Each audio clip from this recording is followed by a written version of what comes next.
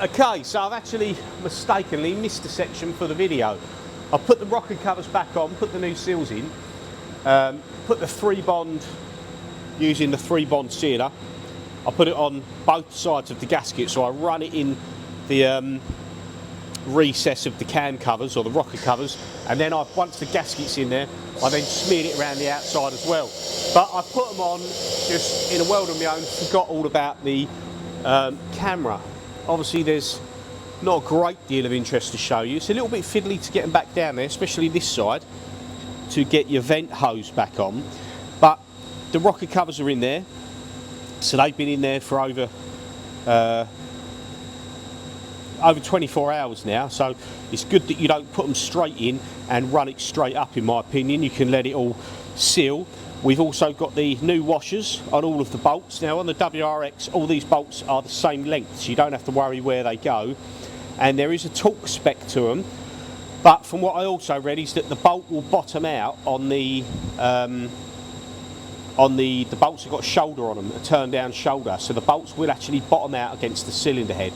So if you keep doing the pattern for the pattern that you do them up in, which is sort of like A, B, C, D, E, F, G, H, and then you keep going around like that, eventually you'll feel that the bolt bottoms out, and that's how I've done it. Whether that's right or wrong, I don't know, but that's how I've done it, and I'll soon find out if it leaks when I start it up.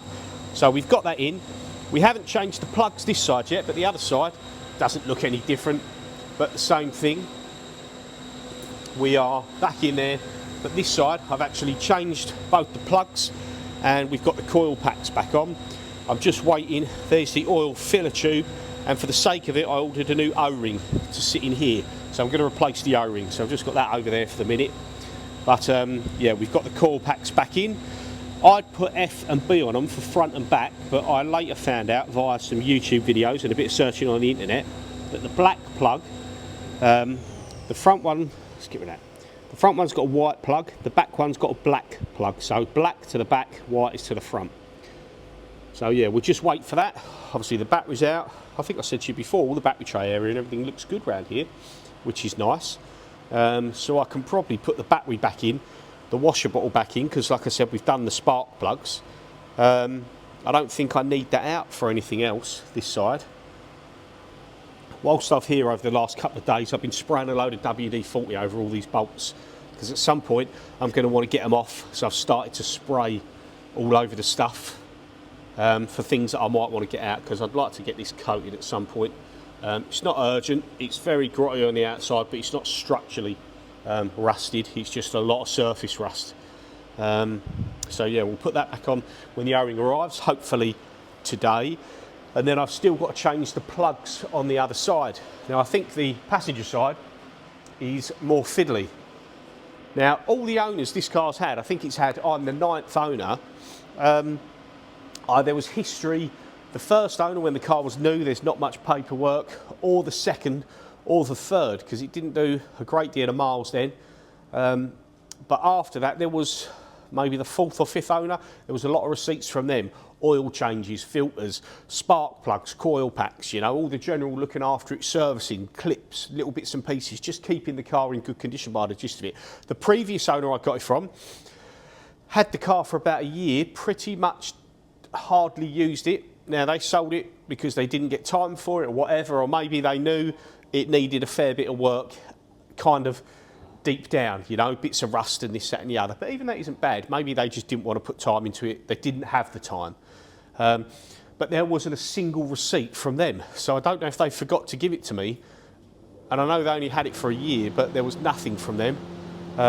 So maybe they just didn't do anything with the car other than drive it and then sell it. But the plugs in it weren't bad. So we took out these NGK-Rs and I'm putting back in these NGK Iridium IX or Iridium 4, not 4, Iridium IX, sorry, and this is a heat range of 6, so you get 6, 7s, 8s, 9s, but this car's bog standard, nothing's been done to it other than a turbo back exhaust with a cat steel, so it's not exactly pushing power, so it doesn't need a real hot plug. So we've got 6 grade 6 plugs, so we need to take these plugs out. They're relatively fiddly to get to, but they're not too bad. The only thing you need to do is when you get the plug in there, the recess in the head is too deep to reach in with your fingers and start the thread off. So you will have to start it off with a socket, but just go super gentle and literally screw it all the way in, finger tight, to make sure you're not cross-threading it, because if you do that, you're in a whole world of hurt. So that's how far in it goes when the socket is situated on the plug. So it is quite, see there, it's quite deep down. You're not going to get your fingers in there. You can just about touch the tip of the plug, but you're not going to be screwing it in with your fingers. So have a socket on it, and then when you're putting it back in, make sure you screw them back in. So I'm going to change them 2 plugs. I'll get the coil packs bolted back on. And as far as that side of it goes, on the top side, we're then done. Today I've got a sump gasket turning, I've got loads of little bits turning up for it, all odds and sods. So I've got the seal for the Modine, the oil cooler Modine, the pipe, the water pipes, everything's like £6, £1.50, £11, you know, none of it's expensive. There's just lots of little bits and pieces I'm going to do while I'm there. So I think oil Modine gasket, which I think is leaking, and it seems from a bit of research in YouTube videos that that's a common one. And then it will be the oil Modine hose and the little tiny 90-degree water pipes. And there's also 2 bypass water pipes that come off of the water pump. And then I'm going to do all them little bits. I've got coolant turned up, 2 lots of the original Subaru super coolant. Everyone says stick to that. For the price of it, it's not crazy dear. It's £30 for 5 litres, so you can probably get cheaper, but I don't think it's too bad. We've got a cam belt kit turning up. We bought a cam belt kit from ICP, Import Car Parts, and we selected the OEM Subaru belt and paid extra for the OEM Subaru 3-port water pump, which will have the cast impeller, which people say is better and more efficient rather than the pressed steel blade ones, sort of ones you see on like aftermarket alternators and things like that. So it's got the cast impeller. We got a new belt guide kit, so all your little guides on the corner of the cam belt, you have one on each of the outer corners, and then you one over the crank to make sure the cam belt sits exactly where it should and doesn't sort of whip around the edges. I don't know if the cam belt kit comes with a spacer to get the tensioners right. I've never done one of these belts, so I've never seen one of the kits, so I don't know. We'll have to look into that. But we've got all the little bits and pieces. So I'm going to get this bolted back together, and then when the other stuff turns up, I'll start underneath, and I'll kind of skip backwards and forwards in the video and just show you bits and pieces I'm doing while I'm doing it, because none of it's too exciting, but I kind of want to document it for myself and for the car, you know. Later down the line, if I want to get rid of it or keep it, whatever, it's just nice that it's been done. And I've decided, because the body shop had a bit of an issue with something to do with their paint booth and a gas supply for heating the paint booth, they're in a bit of a hold up and they've got a few jobs backed up, so I've decided that I'll do all the mechanical stuff, because last thing I want to do is have the bumpers sat on the floor after it's just been painted and be getting the car up in the air and working all over it and this, that and the other. So I thought, let's do all this first and do what I can mechanically wise, and then we'll go over and we'll move on to the paint and bodywork stuff afterwards. So yeah, we'll come back in a minute, we'll have a look at the other jobs that I'm doing. So we've got a little bit more done. We've drained the oil, we've drained the water, we've took the oil cooler Modine off because we've got to do the seal on that because there was an oil leak, and it also looked a little bit suspicious around the sump. So we've also pulled the sump off the car. Now these are pretty fiddly to get off. You have to undo the 2 engine mount bolts underneath and jack the engine, but obviously you've got other bits and pieces connected, so you have to be careful that you don't damage anything whilst jacking it up. Now, it made a few creaks and groans as I'm jacking it up, and the odd, like, funny noise, and I'm hoping I didn't jack it too high and damage anything. But you undo the pitch mount, you undo the 2 lower mounts, and then you just raise it enough to, you can just about pull the sump out. If this bit here was a bit lower, you could probably get it out from there as well, but you can't. So you have to jack the engine up. So we've got the sump out there, we've got ourselves we've got a cork gasket here, and new bolts. Now the sump didn't have a gasket on it. It says the cork gasket is like group N, so you don't need to use silicone.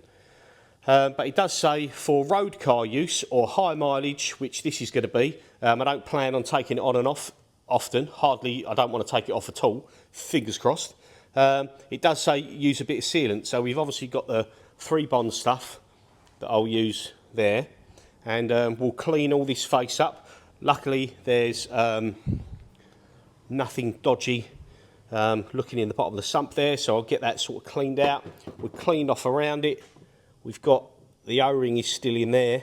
I'm not going to replace that because I think that's all okay. We'll get it cleaned up and we'll get it put back on the car. So yeah, once we've removed the old sealant. So while I'm here, I'll show you underneath. Something I did do yesterday while the machine was running was I cracked off both of these nuts there for the shock and the hub, or the upright, whichever you prefer to call it, because they were super stuck, and I've done the same over there on the other side. It took me about an hour to get them off, but we got there eventually. Now you can see here we've got these 2 engine mounts unbolted, and then the pitch mount at the back unbolted, and then we've also got these 2 12mm which go here, because if I just angle that there a little bit, because the studs stick up a little bit at the bottom and they stop the sump pan from coming down. So I removed those as well. I've cleaned all the guff and all the old sealant and stuff off from under there.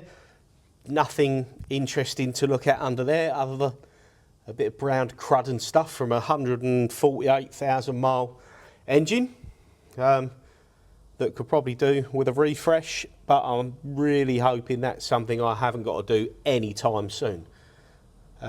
This is where the oil Modine goes, and the seal goes against this face, and this is where I think it was weeping out down the back. We've had our oil cooler pipes that comes across here and joins into the Modine, etc. Now there's one bolt that holds the bracket on in here, and of course that snapped because it's never been off. So I don't know if I'm going to be able to get to that a little bit when the radiator's out to try and drill it out. I'm not too sure yet. I'll worry about that later. There's our oil fill dipstick. Has 2 O-rings that go on there. Both of them, when I pulled them out, split in half, so I'll replace them with just any old generic nitrile O-ring that I've got. And that is where we are at so far. Giving it a little wipe around here.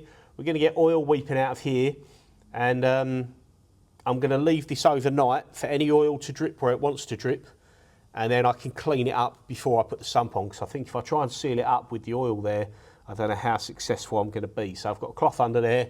I'll let them drips come out overnight, and then yeah, we'll carry on.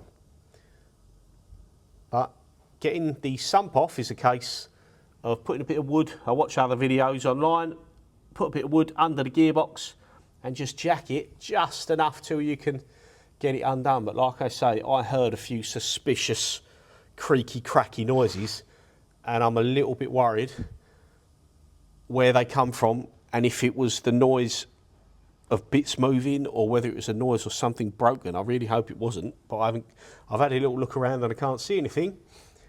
So yeah, that's where we are at. Obviously I wanted to get these 2 loosened off, and I've put some WD-40 and stuff around some of the others so that can sort of penetrate for a little while, because at some point we're going to change these.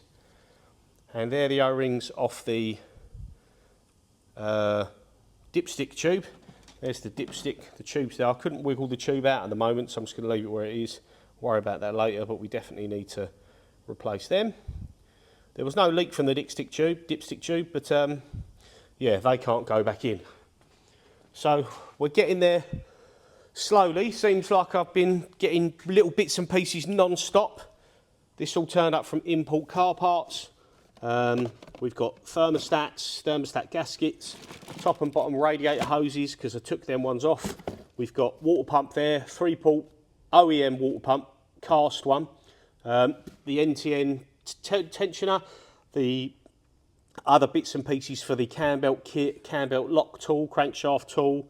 It's like I say, it's all little bits and pieces. Obviously the cam belt kits, they're not crazy expensive, but they're like, I think when I selected the OEM water pump and the OEM Subaru belt as the 2 options, I think it was about £330. So I don't think it's that bad, to be fair, and it needs to be done. At least I know it's been done. Here's the oil cooler Modine, and this is the seal that sits in the top there, and this is the new one. When this seal, well, you can sort of see, I haven't tried the new one yet, but when it's in there, there's no protrusion whatsoever, and it kind of just fell out. So I'll undo that one, and I'll kind of,